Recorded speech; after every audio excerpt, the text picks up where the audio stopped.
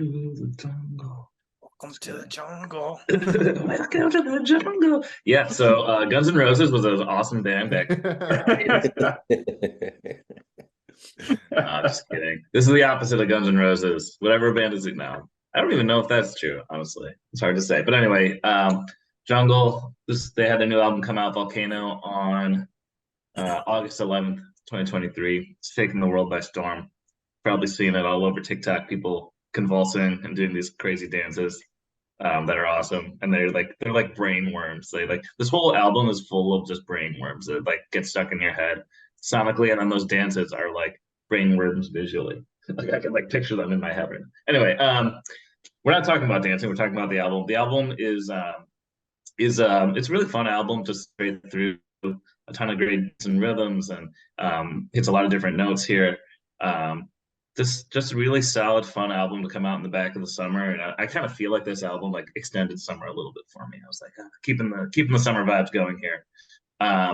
Some of my favorite tracks are, I think the first two tracks are kind of more beat oriented, I think, and just a little slower. And then you kind of get into the album, you get really into the meat of the album. It was awesome. I really liked Dominoes. Really love I've been in love. Channel Trace is on that song and is awesome. And then I listened to this album the other day, and I listened to Don't Play and really felt Don't Play. I think that might be my new favorite track on this album. Just a mood vibe, as the kids are saying. So yeah, excited to talk about this one. I know we've been some of us have listened to this a lot too. So excited to hear your thoughts. Yeah. Doug, did you want to jump in there? Sure. Yeah. I think this is Jungle's best album. Even though I think the latter half of this album is a little weaker than the first half of the album. But I find that when I listen to Jungle, I try to listen to an album and then I just think the rest of it's kind of underwhelming. But I don't know, maybe that's just me. But this was an album that I could put on from front to back and like listen to and really, really like. I have been listening to this album a lot. Yeah, not really much to say about it, but it's just a great dance album. I just really like it. It is a great dance album. Don't Play and Holding On at the beginning of the album, I think were two standout tracks for me, simply because I think there were some moments in here where Jungle is kind of taking influences from like drum and bass and house. And I really kind of like that experimentation on their sound. Previous albums have been very funk, dance, track after track. And on this album, they were sort of, I felt like they were taking a little bit more influences from other genres, which I like, to their credit. I think it helped the album sort of feel distinct throughout. I did feel that it was a little long in the tooth. Right around the 35-minute mark, I think, is when I start feeling a little bit like, I'm sort of drifting in and out on focusing on the album. But to that end, like, it did help extend the summer. It came out mid-August and like was bopping this way into September, sort of really enjoying myself.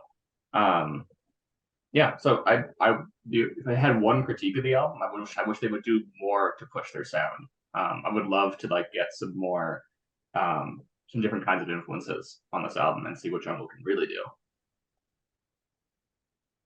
Yeah, so I my history with Jungle, someone like in college, this is the first time I think I heard of him, and I couldn't, it didn't connect with me then, or maybe like a song was like good or something, but yeah, I'm kind of with Doug. I kind of lost interest, but so going into this, I didn't have a lot of high hopes, I guess, or I didn't really know what to expect really, but I really liked it. Like what Doug said, like front to back, it's solid, like it's consistently good. There aren't like one song that's great and one song that's not, but yeah, it's just really good dance music and it's fun, and I'll be coming back to it for sure. Yeah, I made the mistake of listening to this album while I was doing paperwork, working from home this week, and it was like almost annoying that I was listening to it, because I didn't want to be doing paperwork. I wanted to be outside, hanging out with friends, listening to music. It was a lot of fun, and I listened to it again yesterday while I was driving around, and I was like, okay, I like this a lot more now. I'm a lot more, I could bounce in my car and have a good time, blast it. Really like the features on this. I thought Candle Flame. I don't know Eric the Architect, but I'm gonna listen to more of him because he had some good verses on that. I really liked Good at Breaking Hearts. I don't know. I don't know who these features are. I've never heard of them before, but I think they do a very good job of uplifting them. I think the first two songs were probably my least favorite. And I would say Every Night was probably my favorite on the album. I don't know, something about it just was a lot more danceable than all the rest of them. And I do not dance. Mhm. Yeah, I was gonna talk about the features too. There were some awesome features that I just was not expecting. Like Boz on the last song, that was kind of crazy. I hadn't heard from him in years. So that was kind of a good surprise. And the Channel Trace song is great too. I love Channel Trace. So that was pretty cool. Yeah, this album was awesome. I was listening to it at work and I was like kind of dancing at my desk. Like it turned my day around really. And Jet, you said that we're not here to talk about dance, but I think we are because like you can't not dance to this album.